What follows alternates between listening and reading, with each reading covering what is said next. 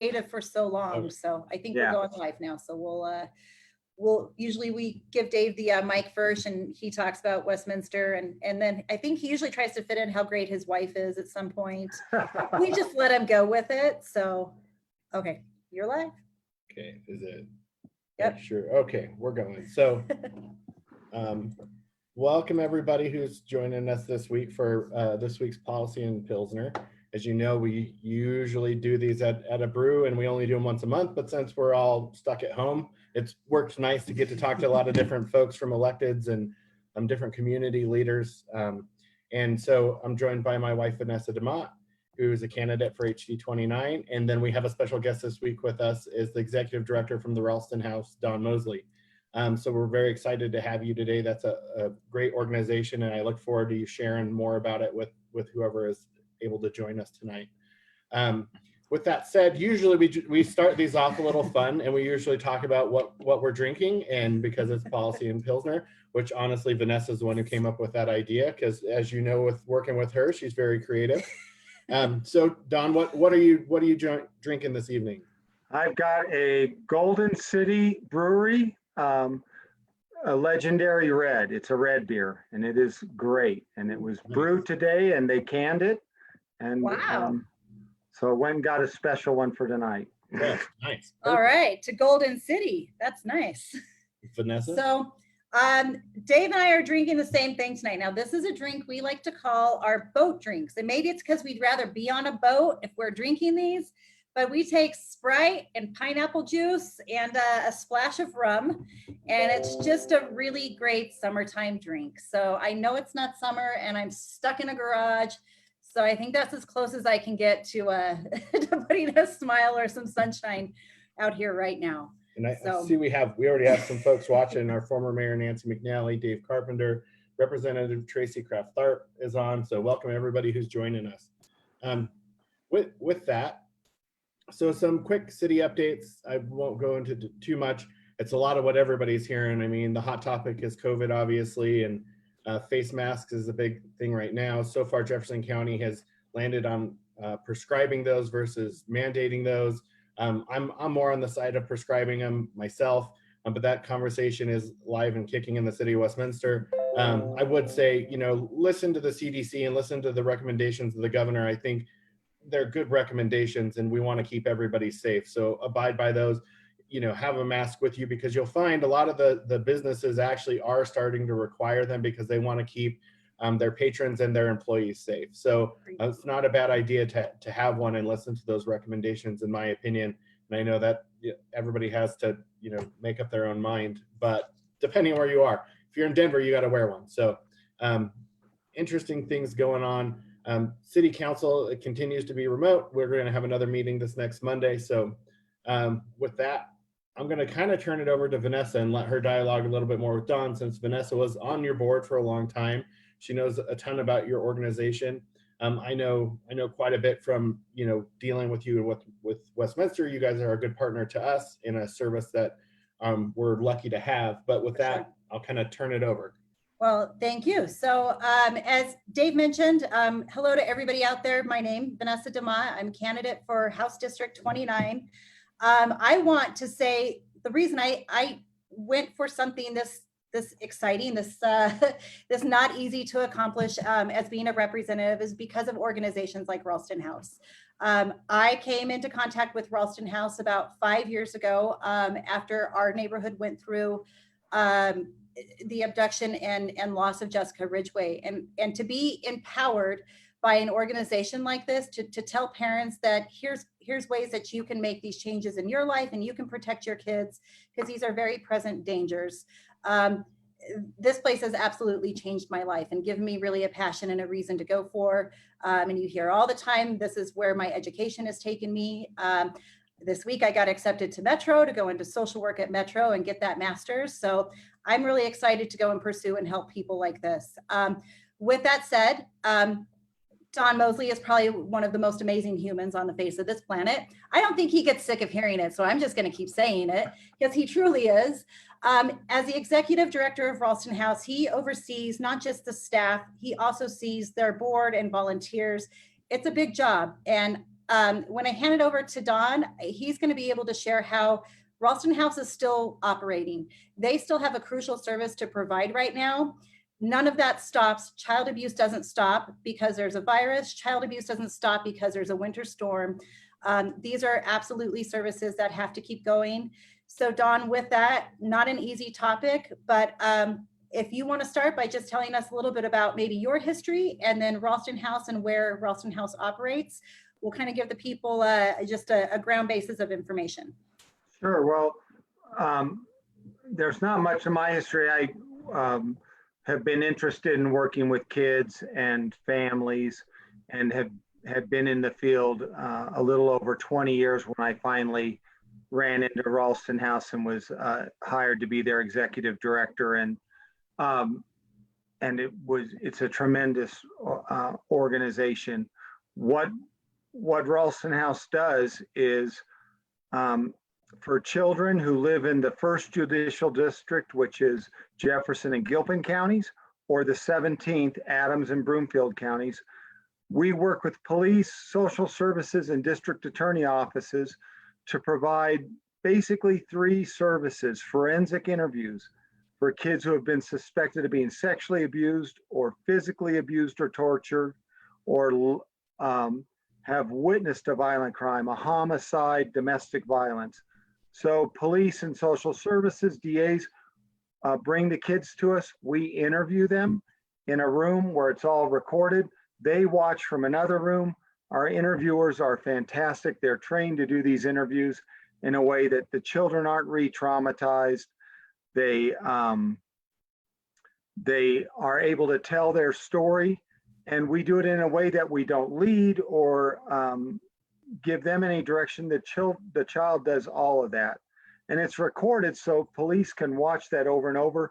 We don't have to re-interview the children again and again. And if it goes to court, defense attorney, jury will get to watch that interview too, to see that everything that child had to say about what happened to them. We provide victim advocacy, which works with both the parents and the kids. When I say the parents, I'm talking about non-offending parents. They're going to help those parents figure out what the next steps are, get their child into therapy, explain what the legal system may look like so they're prepared for that. They're going to work with the kids to make sure that child is okay going into the interview and get them to relax. And when they come out, we're going to make sure that child's doing well before they leave Ralston House. We also do medical examinations, including pediatric sex assault examinations for kids who need that. We're the only non-hospital setting for the 1st and 17th who does those type of exams. So that's what we do. Last year we saw about 1,300 kids. This year we expect to see that same amount through that. And the 17th Adams and Broomfield is our largest user. And we have sites in North Glen, Lakewood, and Arvada, where we can see those kids. And where we try that way, we're spread out enough for both police and the children who are coming in. It's somewhere they don't have to go too far to come. Wow. You had just mentioned with that Adams County, that 17th Judicial District being and accounting for more than half of those cases. So just curious, I mean, this has been, that center opened up in Adams County 4 years ago. Mm-hmm. So knowing that trend, and you had said, you're already on track to see that many, not even given our current circumstance. Is that really I guess a significance to know that there were that many cases needing to be seen, and just in 4 years? I think it is significant, and one that, as Adams County detectives and human services and the district attorneys got to know us better, they found that initially it was about, they only brought sex abuse cases in. And then they found our techniques also worked for kids who have been physically abused or kids who have watched violent crime. So more and more of those cases came in. It's not that crime is going up, it's that they're getting more kids in to be interviewed, realizing our techniques work. We also do see some adults some seniors, 70 plus, who might be physically or sexually abused, but also financially taken advantage. Our techniques of interviews work with them too. We also occasionally see adult women who are so traumatized from an adult rape that they have a hard time talking to police and would prefer to be interviewed by our interviewers. And we've had very good success with that. So really, it's more of a usage than we necessarily feel like things have gotten worse. Do you think, I'm curious, so I was on the board of directors for the Senior Resource Center for a long time. And so obviously, they have just a large amount of different services that they provide in seniors. And I know that you guys had started servicing that community as well.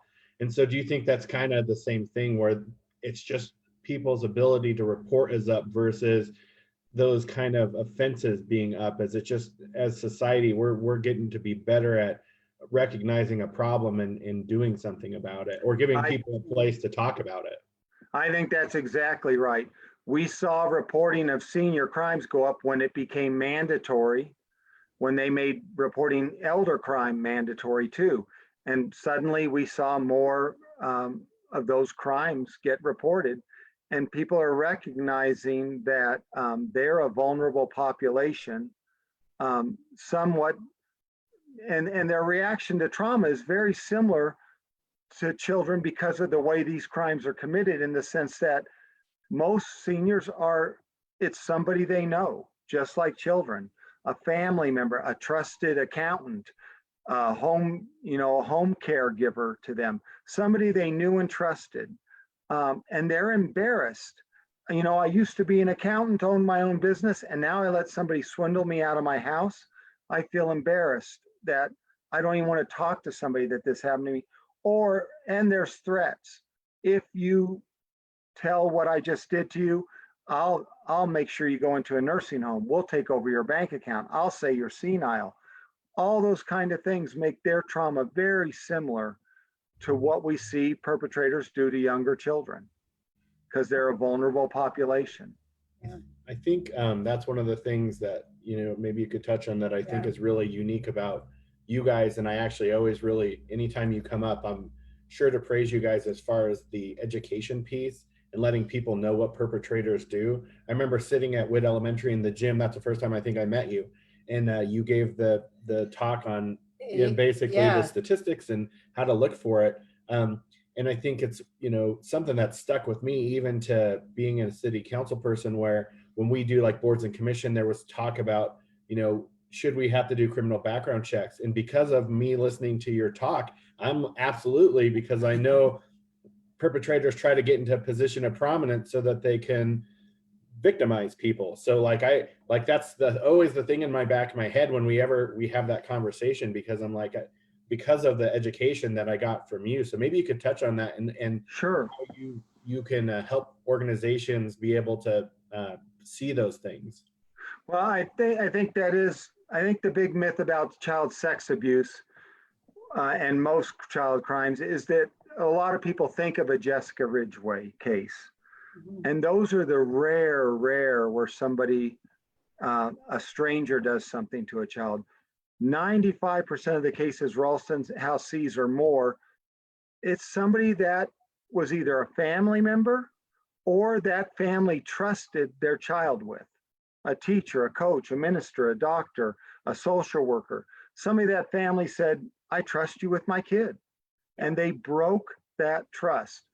And what we have to look at from a perpetrator's point of view is that the more trusted they can be, the more access they can get to children. So if, we often say the sad question at Ralston House is when a parent says, why would a teacher, why would a minister, why would my best friend do this to my child?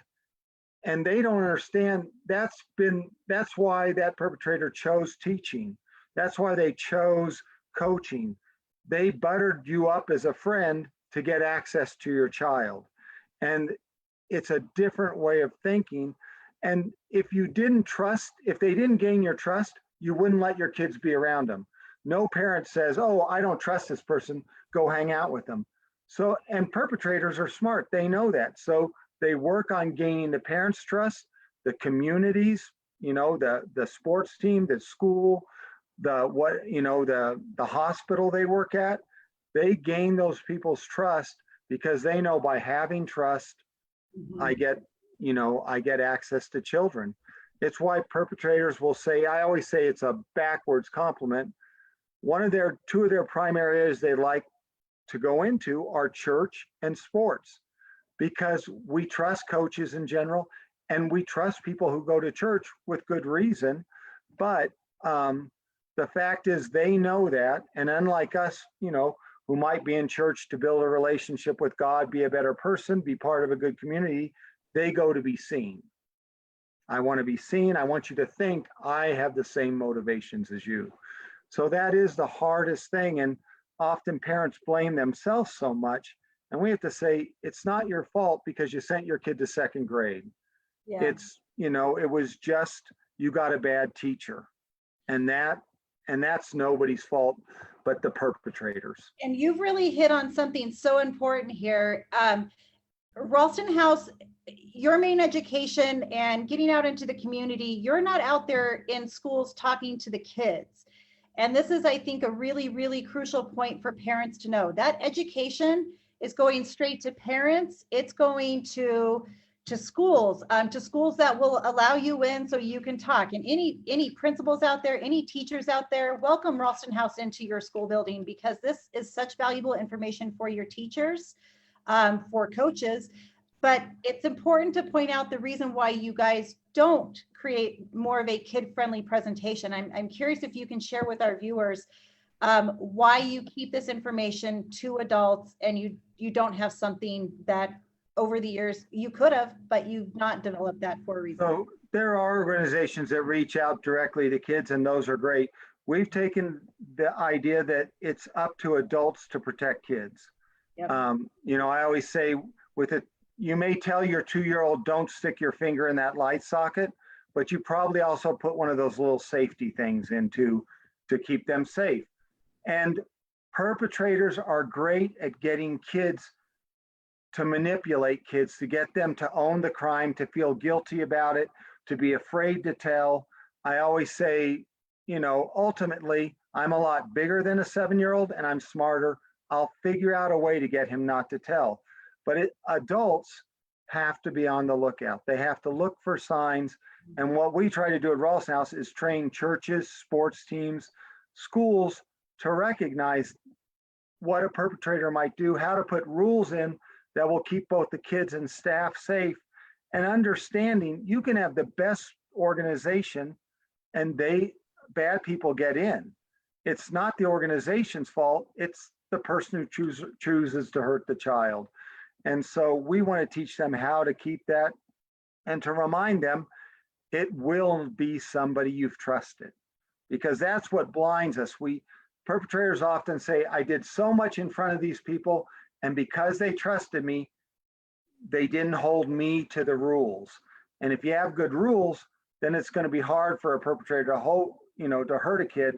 But often we don't have those rules, or we let somebody we trust break those rules. Like maybe you have a rule, no one-on-one time, you always have to be observable. But because we know this guy and he's a great guy, if he wants to work one-on-one with the kids on the weekends, we're okay with that. And then that's where they get in.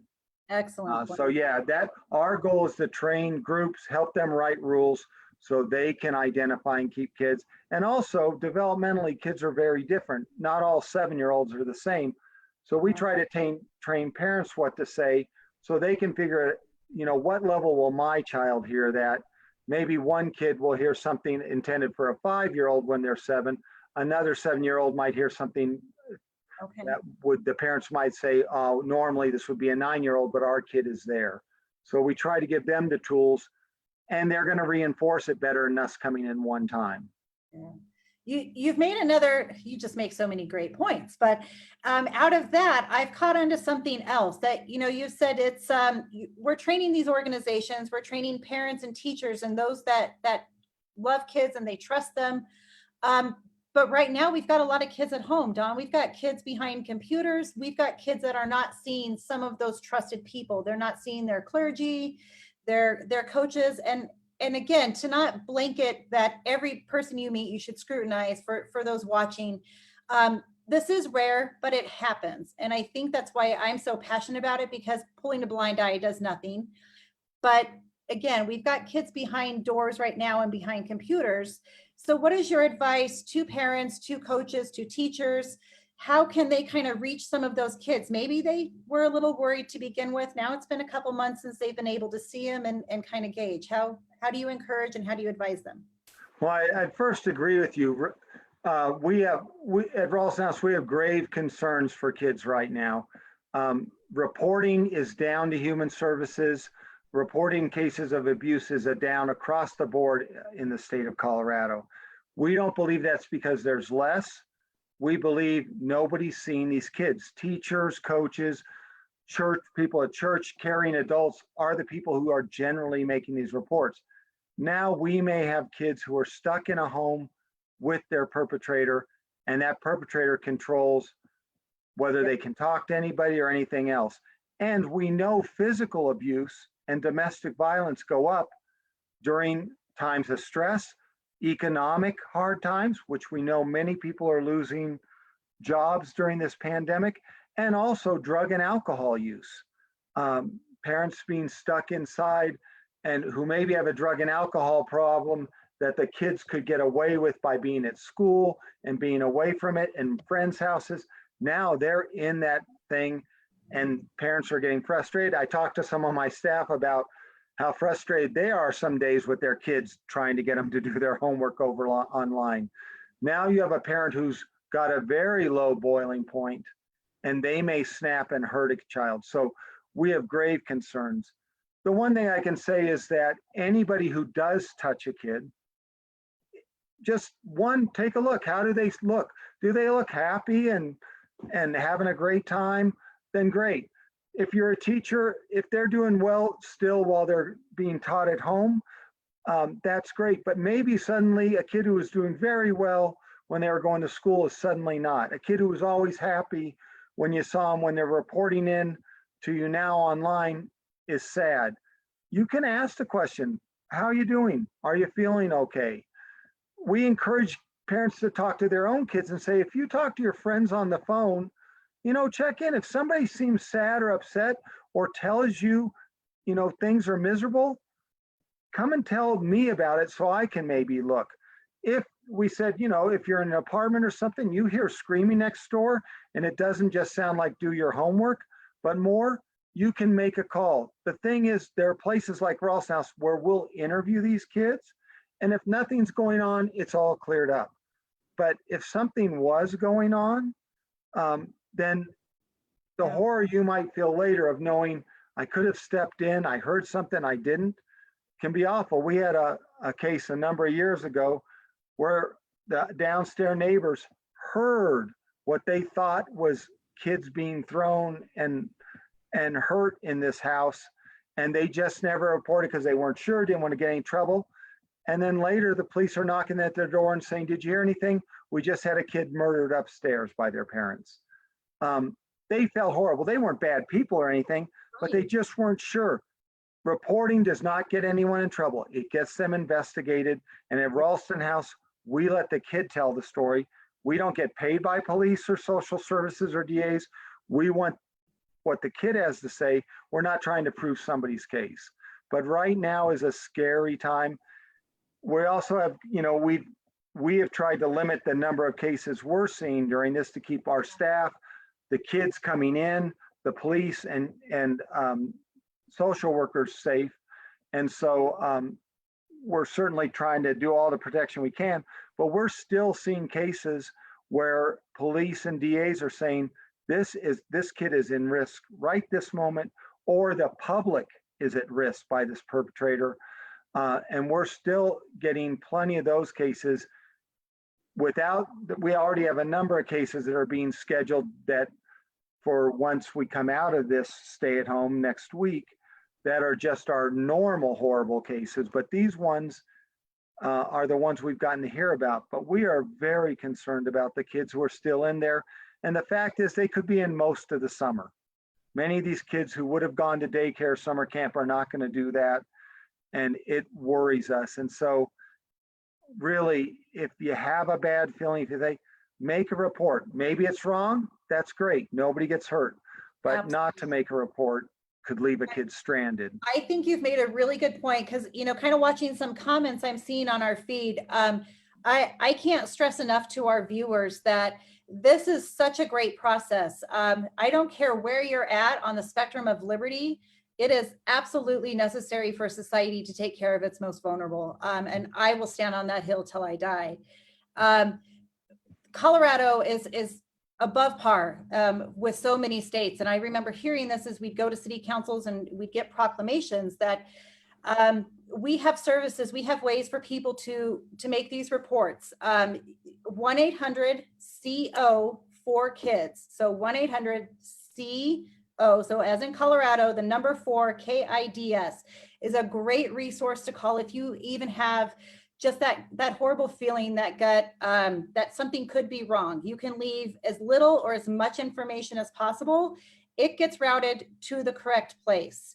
I know every system has its flaws, but I think every kid deserves that voice, that if you're in a position to make a call, there is no harm, because I could speak on behalf of Ralston House to say that once it gets to your centers, as you said, you guys you're not on anybody's team. You're there for the kids, and these kids get a room, they get a place, and everybody is allowed in that process. So defense attorneys, police, DA, whoever needs to be in that really has a say.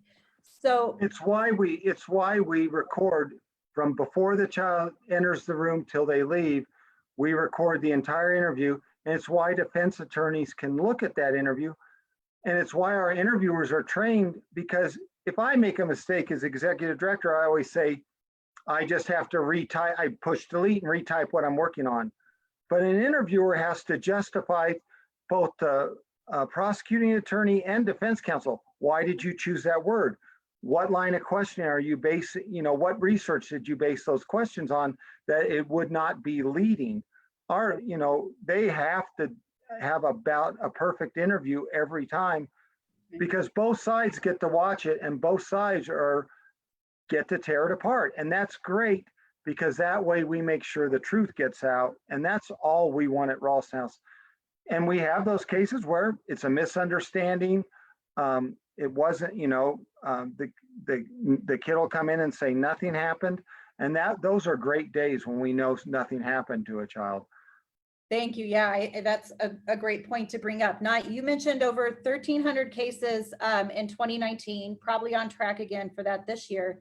But again, important to point out, not every single one of those cases ends in this is founded, and even the ones that don't go to the courts. So kind of not a percentage, but not every case is founded. So there's that process. And I will say, even cases where I would say everyone in the building may think this child was abused, you have to have evidence. And when you have a 5-year-old, and it was a 5-year-old and a 40-year-old alone in the room, and that's all you have, that's a very hard case for anyone to take to court. I would say the system is much in prosecutors will tell you, of all the cases there are, child sexual abuse cases are the hardest to prosecute. One, you almost never have any witnesses. There almost no physical evidence, contrary to popular belief. You don't find DNA, because it's somebody who knows them. So there's hair and things, from them anyway. And it's a crime nobody wants to believe somebody would really do. It's very hard to convince a jury that this person could do some of the things kids say. But part of our interviews is when you have a kid describe, a 6 or 7-year-old describe in detail things no child should know, then I think often that can make them a very clear witness, or when they can describe a person's body in a way that somebody couldn't know. But yeah, these are very hard crimes. The majority of our kids, even where we think something happened, may not go to court. We may be able to keep them safe. We may be able to get them into therapy so they can heal, but there may never be anybody going to jail or something like that. Well, and I think one of the other things that I admire about your organization, though, is just its mission. As far as I've heard you guys talk about starting the healing a lot, and so I think I have to imagine in the cases where justice isn't necessarily served in the way that we would hope it would be, in a case that wasn't able to go to court for whatever reason, lack of evidence, or whatever the DA doesn't want to pick it up for. I think that you guys set people who otherwise end up in that cycle, and they talk about broken people break people, and getting people to the place where they get to tell their story in a way that you set them on the path to recovery and to be able to live a normal life. And maybe you could touch on that. I've heard you talk about that before, and that's another thing that I really admire about Ralston House. Well, we know that kids who are abused end up suffering without treatment, can end up suffering long-term issues from suicidal behavior, drugs and alcohol abuse, delinquency, violent crime, all that, including even health problems through the rest of their life that have nothing to do with the actual what happened to them, but just trauma changes the way your whole body works.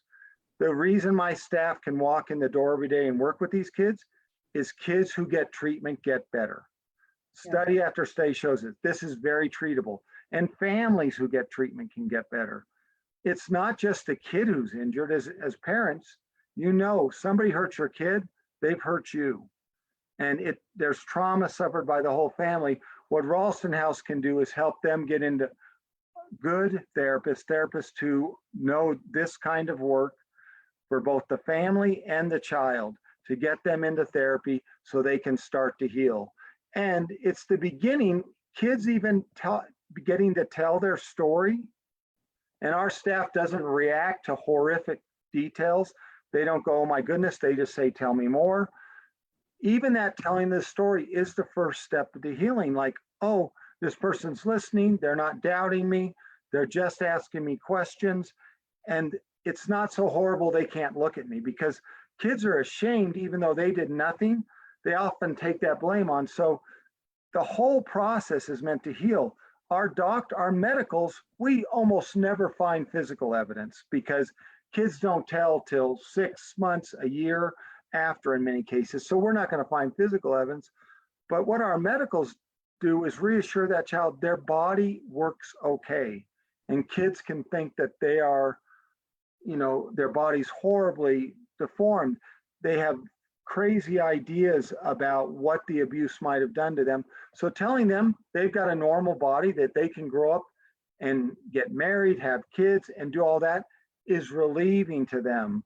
Helping them figure out questions about, what does this mean? We have kids, one of the questions our doctor gets a lot is, my church says I should be a virgin. I guess I'm going to hell. I'm not a virgin anymore. And it wasn't their fault. What our doctor can say is there's no test, but they can also say, you need to go back and talk to somebody at your church, because I'm guessing this is not what they meant. It's about choice. It's about who got to make that decision and who didn't, and all those kind of things, and can talk to them. But this is what kids walk around with. The average kid who's molested does not tell. The average age they tell at is 53 years old. We see the tip of the iceberg, the kids who tell under 18. The general kid who's been sexually abused will not tell until they're 53 years old. That's the average age. So a third of kids will tell under the age of 18 who are molested. 2/3 will wait till they're old, because they think they were the bad guy, not the guy who did it to them. They think it's something about them. And that doesn't happen by accident. Perpetrators put that idea into their head. You tempted me, you did this. It is a crime like no other crime, where people blame themselves. That's so unfortunate, but you've really, there's so many great positive things about Ralston House, and you've alluded a few times to your amazing staff, that you have staff that can come to work every day and perform these interviews, because that is really key. Whatever justice looks like after that interview really doesn't matter to some of these kids because they had a chance to tell their story. Can you talk to us a little bit about that staff at Ralston House? I mean, besides you, you have a staff, you have a board, you have volunteers. There's a lot of moving pieces for Ralston House to do what they do. So kind of tell us a little bit about where all those different pieces kind of help keep Sure. things.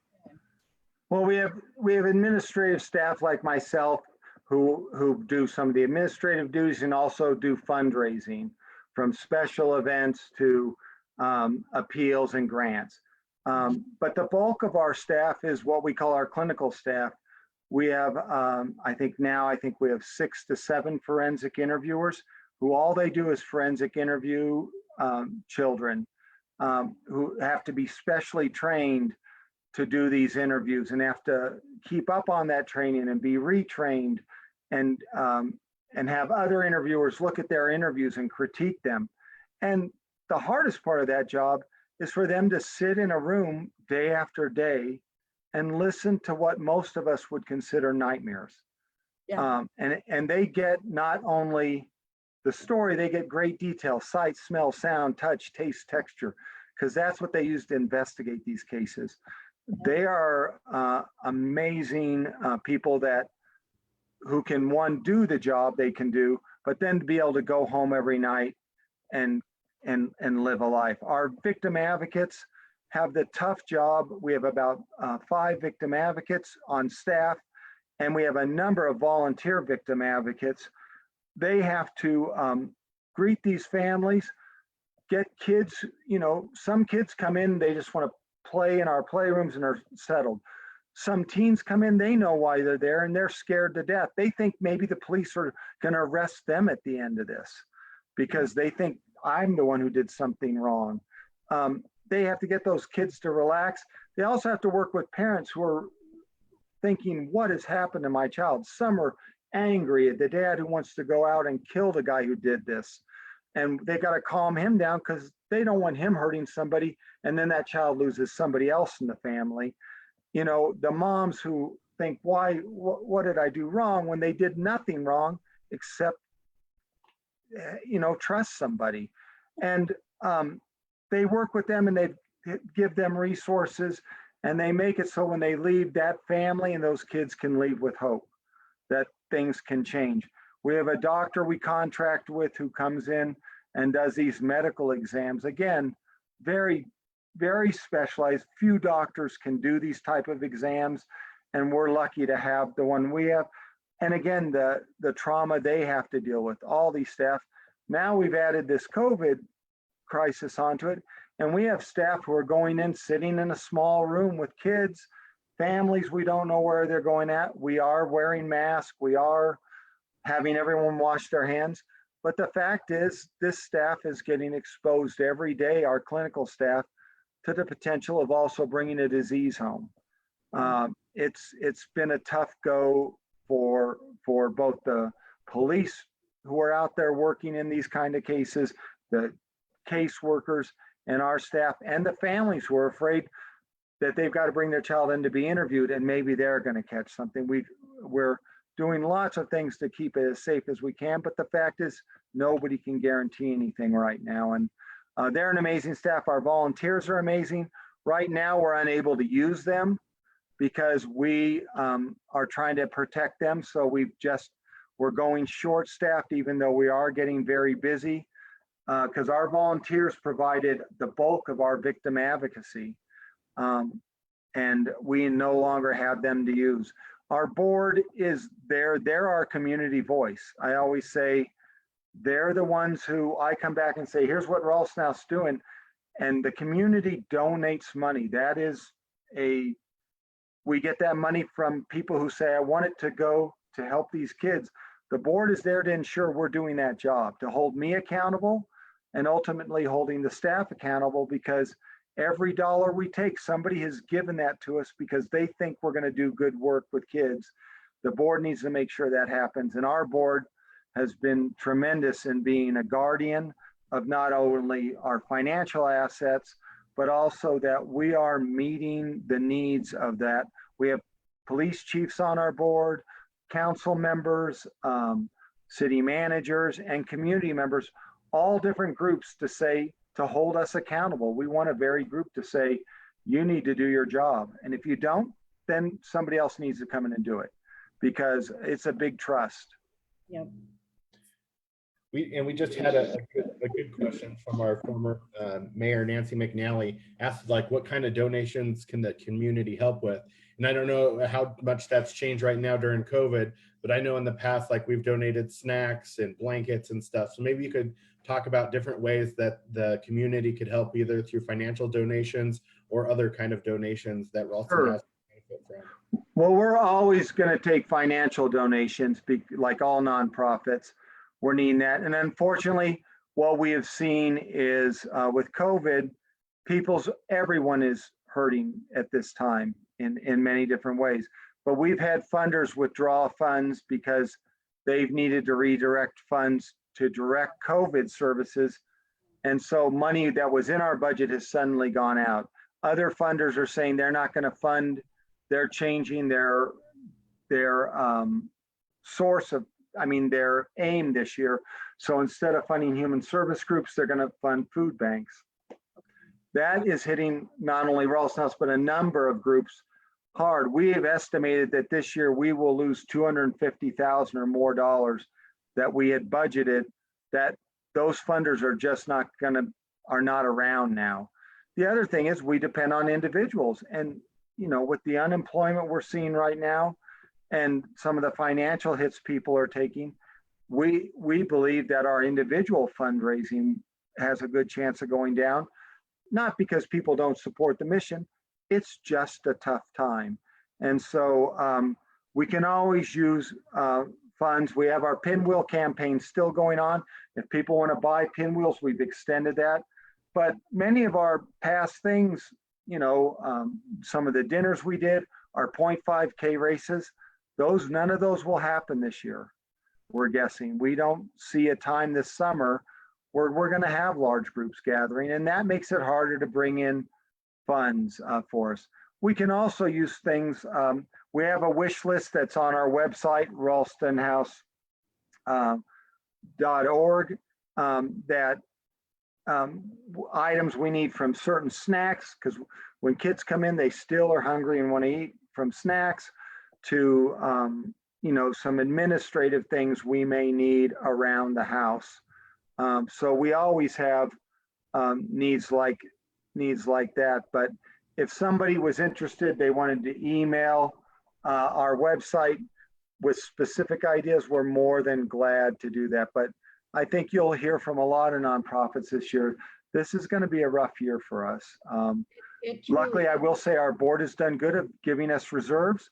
We will dip deeply into reserves this year, but we will come out the other side of this.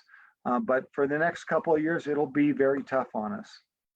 So Don, you mentioned with, a lot of that funding stream and how that's going to look completely different. You came into January thinking this is going to be great. We're really building up such, a great support with our board, our community. A couple months later, this has all been turned over. I recall from being on the board, we had talked about a good nonprofit is able to bring in a heavier percentage of private donors and not have to rely so much on those grants and that federal funding. So what does that look like, I guess, on the other side of the state, local and federal funding? Has that changed much? Is that still, I guess, a place that you depend on? Or is that part of that lump of what you said? We've had places you're depending on that have to pull that money back.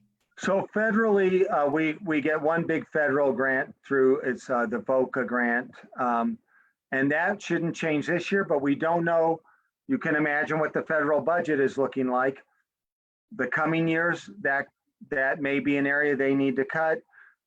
We're waiting. We get funds from the state through the Colorado Children's Alliance, gets a little over $1 million a year from the state of Colorado that's divided up among all the advocacy centers in the state.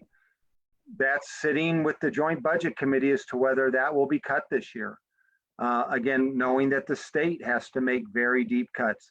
A lot of the cities give out local grants. I mean, again, some cities will weather this, some cities will not weather it very well, and we'll have to be cutting back. Again, I would say it's hard to predict. Government always is we feel it quicker from private funders because they hit right away, but government budgets are a little farther out. So we are interested in what that will look like as cities have to regain sales tax and counties have to regain money, and then the state and feds. It's a trickle down. And again, I would point out, we're not the only one. It'll be some hard years for all of us. But we're hoping actually that some of our private donors, it is one of those things that we always say, you know, people giving $10 and $20 donations, enough of those can make up for losing one or two big donors. Well, Absolutely agree. I think one of the things Vanessa and I talked about that we've done in the past is we've sponsored a garden, and I've seen on here you guys are extended that out, and so it looks like it's $250 to do a garden. Yes.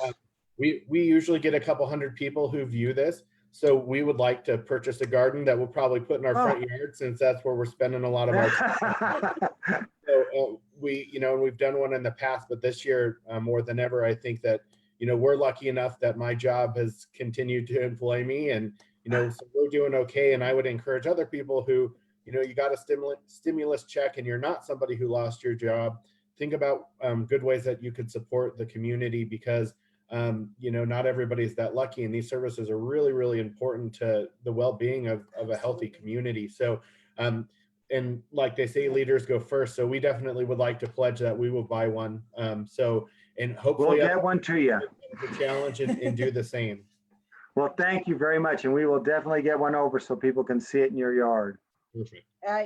We can brighten up the neighborhood with pinwheels. So I think as everybody's out there walking and the weather's beautiful, I think our weather stayed beautiful because I wasn't out planting pinwheels. That's when the snow and the rain comes. I have helped. I stay dry. The one time I did when I very first got on council, and I got to be lucky enough to do the proclamation, we were at Front Range and we got snowed on pretty good. That came up in my memory feed. Myself and Mayor Pro Tem Sites and Vanessa and you. It was very cold. Just to touch on a little bit as we're trying to look through, we've got such great comments and such great viewers that are watching. One of them is Matthew Durkin. He currently works in Jefferson County, well, the first judicial DA's office. And he's raised some great questions just with, with that reporting, what does that look like? How the community can help. So Matthew, first, thanks for watching. And at one time, Ralston House had the capability to bring a DA in, and Don will probably be able to explain this better than I'll be able to. But I think some of that concern, not just about the not reporting, I'm trying to think how to phrase this. As kids are at home, it's not getting reported. When they get back into those populations that they can trust and they can share, that's when you're going to probably see that spike in kids coming in and being reported. Jobs like he has, how has that helped Ralston House in the past in that process, having a DA in the facility, participating in those interviews to, I guess, facilitate, again, not to take over the interview? Mm-hmm. Well, we had a grant that allowed a prosecutor to watch, gave them just one person. They still come in off and on, but they had just one prosecutor who watched all the interviews. It does a couple of things. One, for the officers there, they acted as an illegal advisor, saying, here are some of the technical points as this kid is talking that you can charge on. They might also think of ways of other evidence based on what the kid said. This attorney might say, this may be good enough to file charges, but here are some ideas of things we're going to need to prosecute this case. And so here's 4 other people you can interview. Here's some evidence you can get. The other thing they did is make sure our staff didn't step over any lines. Often you might have our staff wondering, is this question going to be leading, not leading? Being able to run that by a prosecutor and say, what do you think? Will this hold up in court? That can really help us make sure they're not making a mistake that a defense attorney later is going to say, you went too far with this sort of thing. The other part is, I can't tell you the difference for parents when we meet with the families before we interview the child, and then after the child's interviewed, the whole team meets with the family, say, here's what we found out. When you have a prosecutor in there who says, here's where we're thinking, here's where we're going, families get how serious the system takes this and that their child means something. It's not just another case. They often do that with police, but that prosecutor is just a little different level for the families. And often prosecutors can say, you know, we think your kid was telling the truth. We just don't have enough evidence, and they can maybe explain it a little bit better. But even if they're not there watching, the prosecution is a part of the team that looks at these. And we all work together, not just on individual cases, but saying, how can the system itself do a better job? How can DAs work better with human services and police work better with Ralston House, and Ralston House work better with medical? We want the whole system to be seamless so these kids get the best treatment they can get. And you don't have 5 different systems going 5 different ways, but everyone's coordinating on how can we protect this child? How can we help this family heal? And I will say, people often think detectives and DAs are just worried about their case. I'm telling you, the ones we work with are concerned about not only their case, but also how do we help this family heal? How do we make it so in 10 years from now, if we hear from this kid, it's because they're a judge, that they're a doctor, that they're doing something great, not that they're back in for another crime. And that's why I think, you know, we feel lucky to work with Adams, Jeffco, and Gilpin and Broomfield, because they have great teams working these cases. Yeah. There's so much great information, I think, in just every time you speak. So as you had mentioned, with having all of that multidisciplinary team is what it's considered, having all those pieces in there to really address not just this individual case, but the system as a whole. This is why it is improved. Ralston House started in 96, I believe. 1990. So after all these years, it just keeps getting better. So we talk about, there's always a flaw. Sometimes I think parents are concerned, how do I even start this process? So can you, in these last few minutes, because you don't take calls directly from parents, we talked about, you know, reporting that, but how that system and how that process works, where it finally ends up to you, because Sure. Parents get really lost in that, and they want to go straight to who's going to help my kid. Well, and I'll say, if a parent is worried about something and wants to call Ralston House, we'll help them figure it out, who to report to, how to make a report. We'll walk them through that. But in most cases, it tends not to be the parent who reports. A kid says something at school, somebody observes a text message, they tell a friend, and that friend tells their mom, and that mom makes the report. It's usually somebody that overhears, or kids don't come home and say, guess what happened to me at soccer? It's an accidental, somebody walks in, they see something. From that point, somebody either calls human services or police. They then do an initial investigation of what's the allegations, what's this. And then if they think, oh, we have something here, they call Ralston House, set up an appointment. That family comes, there's caseworker, detective, our forensic interviewer, a victim advocate, and sometimes a prosecutor all sit down with that family while the kid's in the playroom talking to one of our other victim advocates. They sit down and say, here's what's going to happen today. They explain the process to them and say, they're going to be able to go and interview. Your kid can leave the interview anytime they want. We don't force anyone to say anything. And then after that interview is done, the team comes back together, goes in and tells parents, here's what we found out. Now let's talk about what the next steps are, whether that's getting you into therapy, going, arresting somebody, not arresting somebody, but they're going to sit and work with the family. The family's an important partner in this in not only the case, but the kid's healing. If the parents aren't on board, that child's not going to heal. Parents often ask, what can I do best for my kids? Have a great relationship with them. They will heal better. Ultimately, we call it their pre-morbid history. If they've had a good family life and loving parents before something happens, they'll heal. They'll get on the other side of this. And so what we say is we need you as a partner to be involved in your child's healing. Absolutely.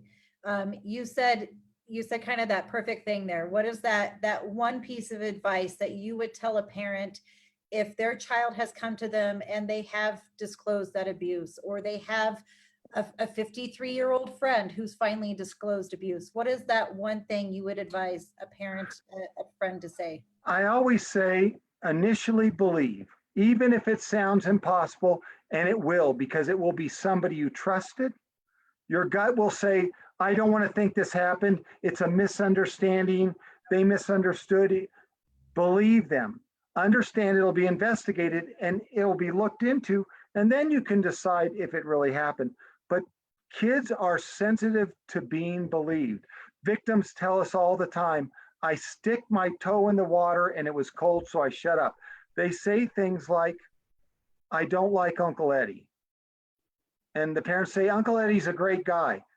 Done. Instead of just taking that next step, why don't you like Uncle Eddie? Well, he makes me do my homework. Then that's great. You can say, I'm going to compliment Uncle Eddie. Or they say, Uncle Eddie does this to me when I come to his house. It's being willing to listen and believe and making the report so that somebody can investigate. And if nothing's happened, great.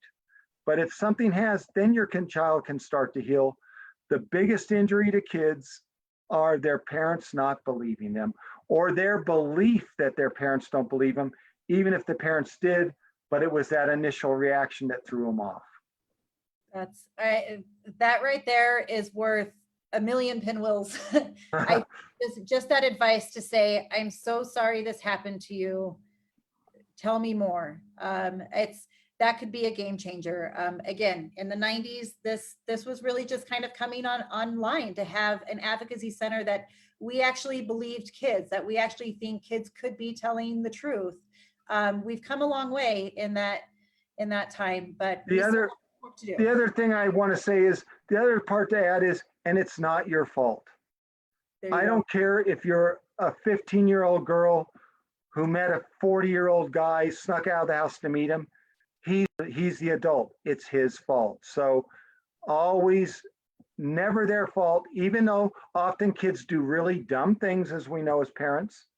But understand they were probably manipulated into that. So always letting them know, not their fault when an adult. You can learn from it. We can tell you, you should never sneak out. You shouldn't go on your computer and meet people that you don't know. All those are things we can learn for, but it wasn't your fault. It was the guy who hurt you. Absolutely. Dawn, you've shared such great information. I hope that our parents, any of our community members that are watching, can spread this news. You've hit some great things today. So to wrap up, and I think your staff was putting some great comments in there and moderating some of those replies for you. So 844-CO4-KIDS is a great line to call. Google, you can Google, how can I report child abuse in Colorado? Just a call can do so much. Our community can help by making donations, ralstonhouse.org. Financial donations are huge right now. Do contact them if there's something you'd like to drop off. Given our situation, just showing up at these centers, never a great idea. These centers are very locked down, so they do need to be aware if you would like to drop by. But financial donations are great.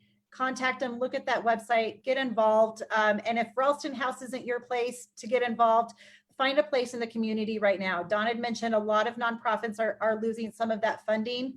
Find some place that's got your heart and take care of them. So Dave, any last words? And Dawn, any last words? My last thing is just thank you for being on, and thank you for what you do and the partnership that you have with all the municipalities, at least in our area. I know Westminster has a great partnership with you, and you're a great partner with our city and our PD. And I know that's the same with Lakewood and North Glen and Thornton, basically this whole area, which you're invaluable in my opinion. So I would just encourage people to donate if you can, because we need the Ralston houses of the world. Yep. Well, and I would just say thank you to having me on, let me talk about this stuff, and also to the city of Westminster, who's been a huge supporter. They contributed heavily to the building of our new facility in North Glen, but also their police department with some of the cases. They've had some very rough cases, and they've been great to work with. And the city itself, from Parks and Rec, in almost every way, every department at some point has supported us from the city of Westminster. So we really appreciate it. Absolutely. Well, yep. So thanks everybody for joining us. I saw some other people buying some pinwheel gardens. Hopefully more people decide to do that, so they don't have any left. So and hopefully we'll get to have a beer together sometime soon, so we can see each other in person. It's been too long. So with that, thanks for joining us, and Thank have a you, good night, Don. Don. Thank All right, you. thank you, Good everyone. night. Good night.